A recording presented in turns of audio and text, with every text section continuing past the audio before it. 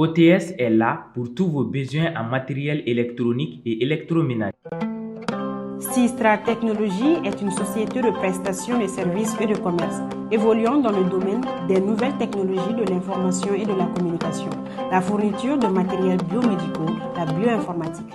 ESG, École supérieure de gestion, le CNAM INTEC, spécialisée dans la formation des métiers de la comptabilité et de la gestion d'entreprise. Nous sommes à Badialan 2, immeuble ex-cinéma ABC. Parce que nous croyons au grand potentiel humain, parce que nous incarnons la performance, parce que l'autonomisation et le perfectionnement de l'élite constituent notre objectif. Rejoignez-nous, Université Bazo, la performance par excellence. Très ravi de vous retrouver dans ce 10e numéro de votre web JT hebdomadaire. À présent, les titres. L'espoir des habitants de la commune de Djalakorodji pour les travaux de construction de leur route se brise peu à peu. Pourquoi tant de retard? Les éléments de réponse dans ce journal. Ces dernières semaines, nous assistons à des événements mettant en péril la liberté d'expression dans notre pays. Pouvons-nous encore évoquer son existence? À tout de suite.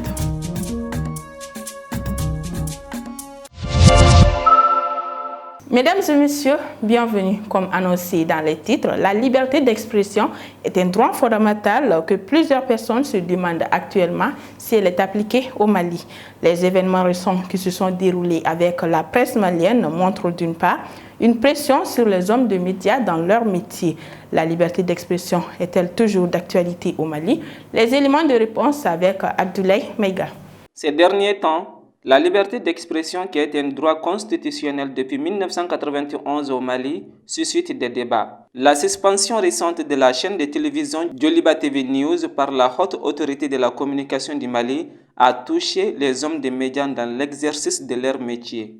La suspension de la télé Djoliba TV, nous, en tant que responsables des faits, nous avons condamné. Nous avons condamné tout en exprimant notre préoccupation, notre inquiétude par rapport à la liberté de la presse. Parce que nous sommes dans une situation exceptionnelle qu'on appelle la transition, mais malgré tout, nous sommes dans un système démocratique. Et dans ce système démocratique, la liberté de la presse, la liberté d'expression doivent être respectées. La HAC et nous, les médias, l'un a toujours besoin de l'autre. Sans l'un, l'autre n'existe pas parce que sans les hommes, sans la presse, les hommes des médias, la HAC n'a pas sa raison d'être. Donc, et la HAC, nous l'avons revendiqué à l'époque parce que nous pensons que c'est la seule structure qui pouvait nous comprendre et travailler à de telle sorte que nous puissions donc éviter des tracasseries avec la justice. Si on se réfère à la dernière publication du rapport du Reporters sans frontières, on a vu que le Mali vraiment a régressé. Nous avons perdu 12 places. On était au 99e rang. On se retrouve au 11e rang mondial, ce qui est vraiment déplorable.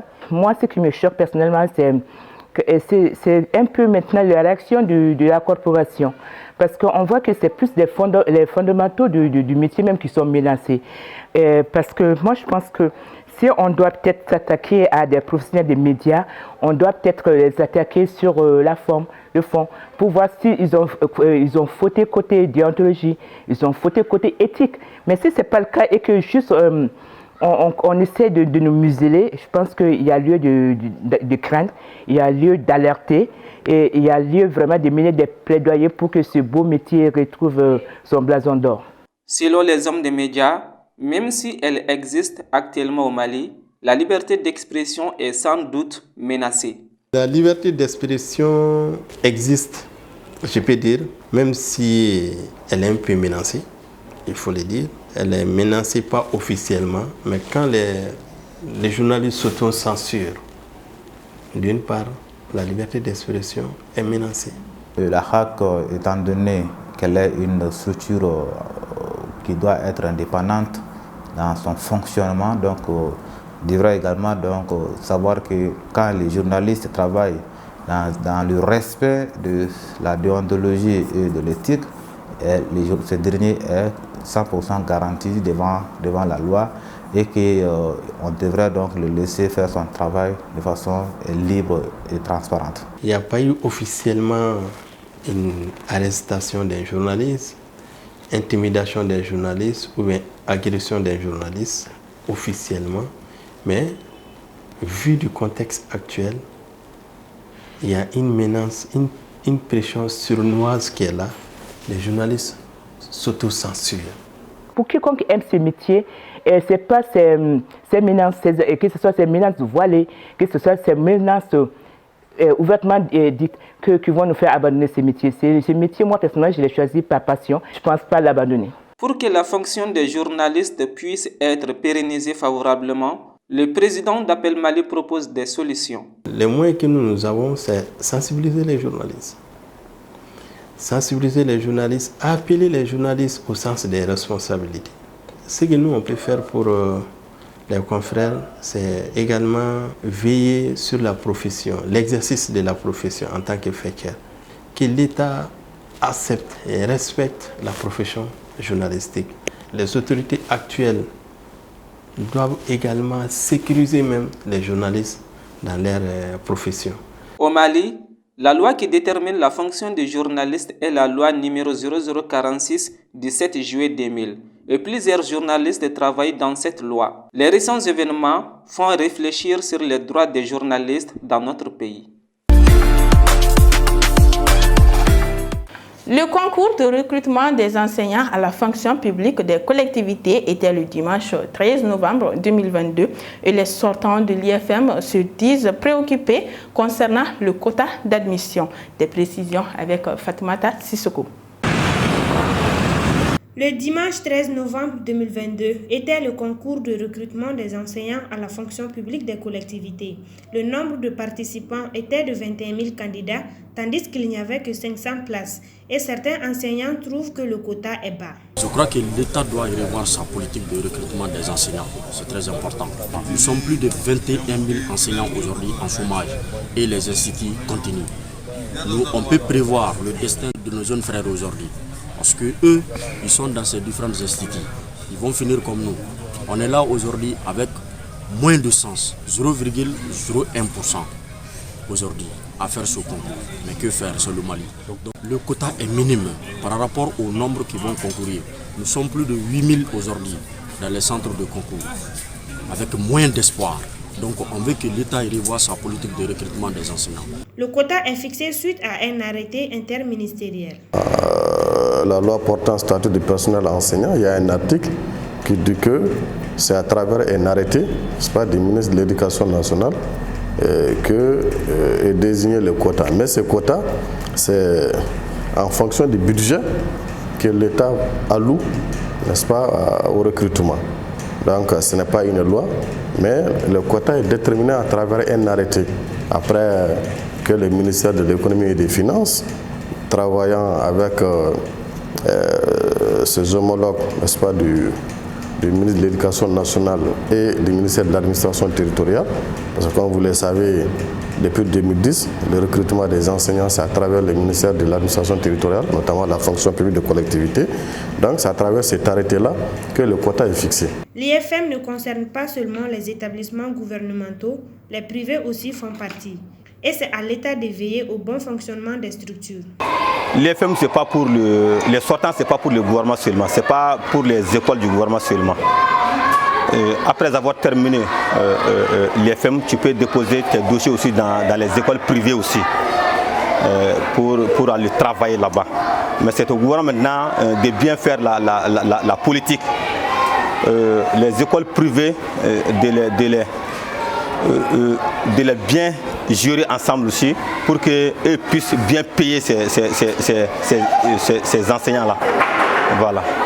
Almoudou, porte-parole des enseignants de l'éducation, nous explique les causes de cette baisse de quotas et les efforts de son syndicat. Nous, les syndicats veulent avoir plus. Ça, c'est ça le souhait des syndicats. Vous savez, au regard de la crise même d'enseignants, n'est-ce pas, sur le terrain, les syndicats souhaitent avoir plus de recrutement. Ensuite, il y a chaque année, en fait, sur chaque exercice budgétaire, il y avait des concours. Et à partir de 2018, n'y a plus eu de concours. Donc c'est ce qui a fait qu'on a fait pratiquement 2 années. Le dernier concours a eu lieu en 2019. Les admis ont commencé à travailler en 2020. Donc de 2019 jusqu'à 2022, il n'y avait pas eu de concours. Donc pratiquement 3 années sans concours. C'est ce qui a fait que la plupart des sortants des écoles de formation des IFM sont restés sur le terrain sans participer à un seul concours. Donc ça c'est vraiment un constat. Et c'est ce qui a augmenté effectivement le nombre de candidats parce que les gens, s'il y avait eu concours en 2020, concours en 2021, peut-être on allait échapper à ça. Les gens n'allaient pas voir que 500 enseignants c'est petit. Il a fallu que les syndicats mènent des démarches, j'allais même dire des lobbying, n'est-ce pas, auprès du ministre de l'économie et des finances qui a très bien voulu écouter les enseignants. Si vraiment on est au quota de 500, aujourd'hui beaucoup de gens ne le savent pas, c'est parce que le ministre de l'économie et des finances s'est personnellement impliqué pour changer le quota qui avait été budgétairement prévu. Donc c'est extrêmement important que les gens le chassent. Le concours de recrutement des enseignants à la fonction publique des collectivités est un moyen pour les enseignants de devenir fonctionnaires et aider aussi les enseignants qui sont parfois débordés. Un si bas nombre de ce recrutement peut avoir des conséquences au futur. La reprise des travaux de bitumage de la route de Djalakorodji se fait toujours attendre et la population de cette commune souffre énormément à cause de la poussière et la dégradation de la route qui impacte aussi négativement leur mobilité. Une situation écœurante que beaucoup déplorent. Aminata Y. Koulibaly pour les détails. Les travaux de construction et de bitumage de la route de Djalakorodji avaient été lancés en 2017 pour une durée de 15 mois. 5 années après le début des travaux, le chantier est aujourd'hui à l'abandon. D'où se situe le problème. Les habitants de cette zone veulent bien comprendre. D'abord, avec Adam, commune incononale, Kaboy Nogana, Djalakorodji, Kabo Safokata et Yelegebugu. Kabo Yelegebugu, Ata Dabani, Anin Nonzombugu. Donc, au sera inévitable, la fois Kolokani Sirabala. Donc, Absoroga et Voimime Nogata Fokai, pour Sénégal, sera Moreta. Donc, les routines, routine nationale de dos. Routine mi voie a permettre Malini, Jamana, Tom, no sous-région Jamanawe, Lumna Sega do Nyogona. Docteur So Daniel Cinéma Sirabaïma. Un jardin d'enfants, Demsen ou Mekalankaron, Fenaya do Siraba Indema. École sauf Fenaya do Siraba Indema. En pharmacie ou Nanga Soukou. En plus des gros trous béants qui sont visibles par endroits, l'on a l'impression de circuler sur une piste rurale envahie par la poussière qui empoisonne la vie de la population de Djalakorodji chaque jour. Tout ça, ça a été un problème pour nous. Souvent, on a mobile accident moto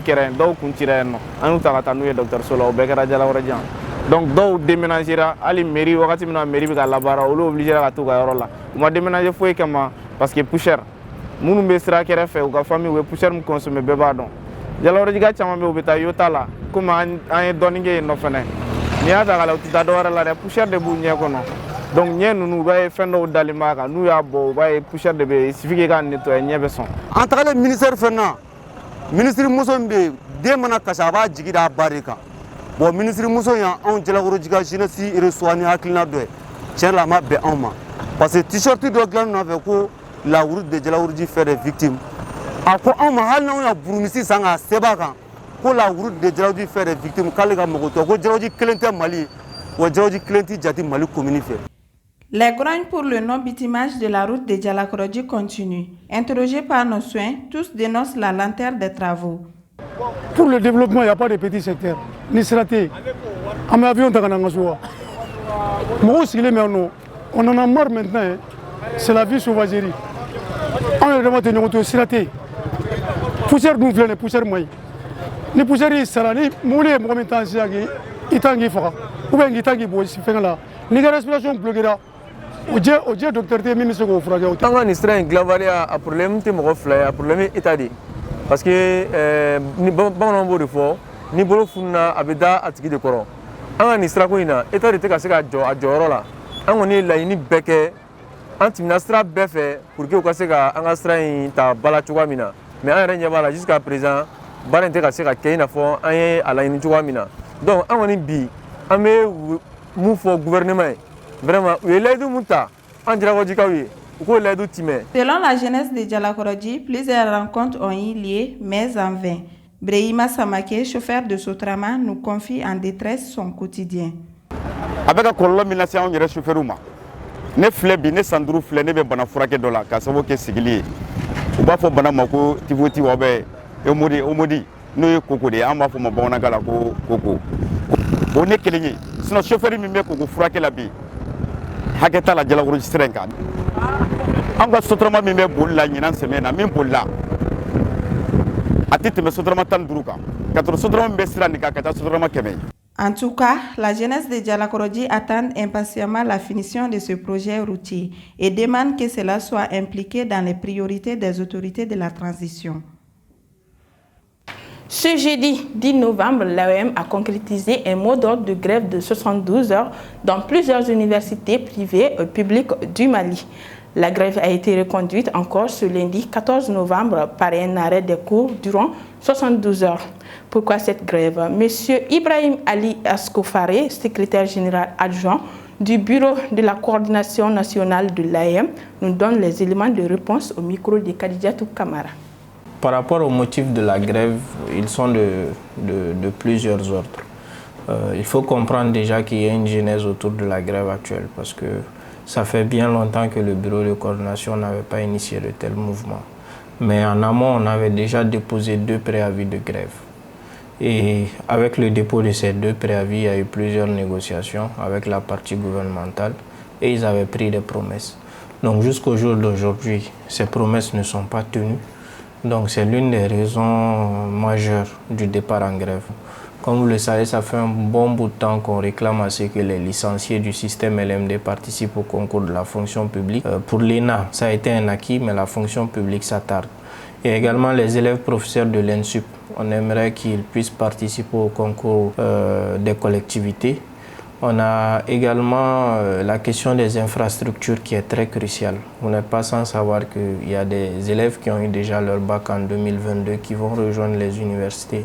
Et la question des infrastructures, les infrastructures aujourd'hui ne suivent pas. Donc à la limite, ceux de 2021 n'ont même pas fini avec leurs années universitaires. On se demande où est-ce qu'on va mettre ceux de 2022. Au-delà de ça, il y a la question de la connexion Internet dans les institutions d'enseignement supérieur. Il n'y a pas de connexion Internet jusqu'au jour d'aujourd'hui. Donc on aimerait que tout ceci soit revu. Et il y a également la question des allocations financières qui est une question très cruciale. On a remarqué que cette année c'est vraiment lent, très lent par rapport aux années antérieures. Les étudiants qui sont bientôt à 1 année sans avoir reçu les allocations financières. Donc c'est entre autres les quelques raisons qui nous ont poussé à aller vers ce mouvement.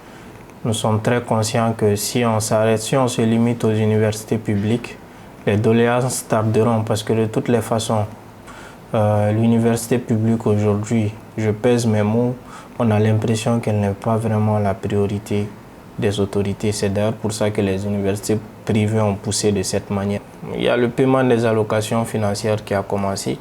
Certains commencent à être payés, même si la grande majorité reste en attente, on espère qu'ils seront payés.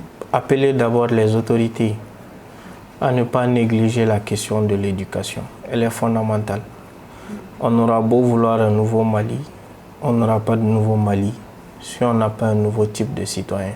Et ça passe forcément par l'école. L'école doit être au cœur de toutes les actions. Aujourd'hui, c'est lancer un cri de cœur et saluer la résilience des étudiants du Mali. Parce qu'on a souvent beaucoup tendance à parler de ce que les étudiants font qui n'est pas bien et qui ne va pas. Nous sommes conscients de cela, on espère améliorer les choses. Mais il faut savoir aussi dans quelles conditions ces étudiants vivent. Nos étudiants aujourd'hui vivent dans des conditions très précaires. À présent, suivons ensemble l'actualité nationale et internationale en bref et en images avec la compilation de Fatoumata Drami. Dans l'actualité nationale, le mardi 15 novembre 2022, aux environs de 22h, le village de la commune de Lissagou, cercle de Bankas à Nassabou, a été cible d'attaques par des individus armés non identifiés. Le bilan est des morts, des blessés et des animaux emportés. Les blessés ont été évacués au CESCOM de Djalassagou, situé dans le cercle de Bankas. Au Burkina Faso, le président de la transition, le capitaine Ibrahim Traoré, a décidé de ne toucher que son salaire d'officier des forces nationales. L'annonce a été faite au sortir du Conseil des ministres de ce mercredi, qui est également décidé de la baisse des salaires des membres du gouvernement et des présidents d'institutions qui avaient été reçus à la hausse à travers l'adoption d'un décret sous le régime du lieutenant-colonel Paul Henri Sandaogo Damiba. Au Sénégal, le pays dépasse le Rwanda, surnommé le Singapour africain, avec un PIB par habitant de 1606 $ début 2022, contre seulement 834 $ pour le Rwanda, qui affiche ainsi un des niveaux les plus faibles du continent, où il se classe à la 38e position. Le pays dépasse le Rwanda d'un PIB de 93%, selon les dernières données publiées par la Banque mondiale. À l'international, au moins 4 personnes ont été tuées et 14 autres blessées ce jeudi 17 novembre lors d'une frappe aérienne sur les bâtiments résidentiels de Vilnius, dans la région de Zaporizhzhia, a annoncé le chef adjoint de l'administration présidentielle ukrainienne, Kirill Tymoshenko. Selon les autorités régionales, 2 missiles de croisière ont été abattus par la défense ukrainienne, alors que près d'Odessa, dans le sud, les infrastructures ont été touchées à Kiev. C'est tout pour ce JT hebdomadaire que j'ai eu l'immense plaisir de vous présenter. Merci de l'avoir suivi et très bonne suite de programme sur Actuel Média.